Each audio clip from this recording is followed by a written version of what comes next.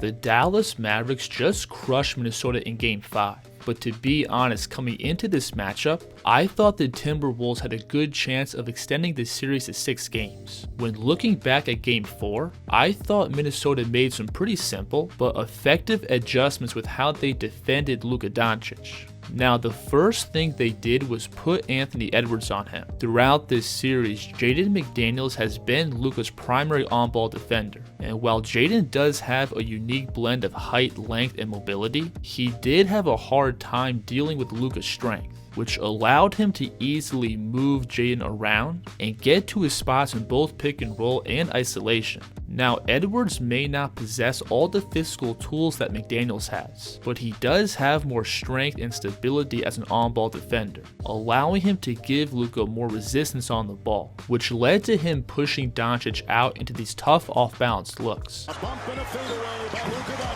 And that physicality also carried over to the perimeter. Watch Ant here pressure up and wedge himself between Doncic and the screener, and he prevents Luka from cleanly getting downhill, leading to another tough contested 2. So jumping forward to Game 5, the first adjustment the Mavs made was simply initiating the offense with Luka off the ball. This is the very first play of the game, where Luka on the wing here is going to work off this cross screen, and he cuts down and gets to switch with Mike Conley, where he easily has the size and strength to shoot over him. On the very next play, Luka is again spotting up on the left wing, with Irving now working off this ball screen, and Kyrie's able to pull Ant down in gap, setting up a clean catch and shoot 3. And then after a missed shot, Doncic is able to get this matchup with McDaniels in semi-transition, and watch how easily Luka is able to work him down and get into this step back at the free throw line. In Game 5, the Mavs spacing was also way better. Back in Dallas, I thought the Mavs had multiple clunky possessions, which allowed Minnesota to throw multiple defenders at the ball, leading to more inefficient offense. In semi-transition, the Mavs have been spamming these staggered screens, but notice how Kyle Anderson here completely ignores Gafford and roams towards the ball, while Gobert is also sitting back in the paint, waiting for Luka to turn the corner. And when Doncic tries to snake this screen back to his left, he's got 4 defenders loaded up on one side of the floor waiting for him. But compare that clip to this one from Game 5. Where Luka is working off this one single ball screen with 3 players spotting up beyond the 3, and Luka from here has all the space he needs to navigate to his spot. Notice how the Mavs on this play have their 2 best shooters spotting up in both corners, giving Luka all this space to play with, and he's again able to slice through the defense and make some kind of play at the rim. Now, if I'm being honest, I also thought the Wolves' defensive focus and intensity was really lacking in this game. Take this play for example. We'll see Edwards here step up and pressure Luka as he's coming off this ball screen, but Ant elects to sneak under, allowing Luka to comfortably dribble into this open space and walk Ant down for the step back 3.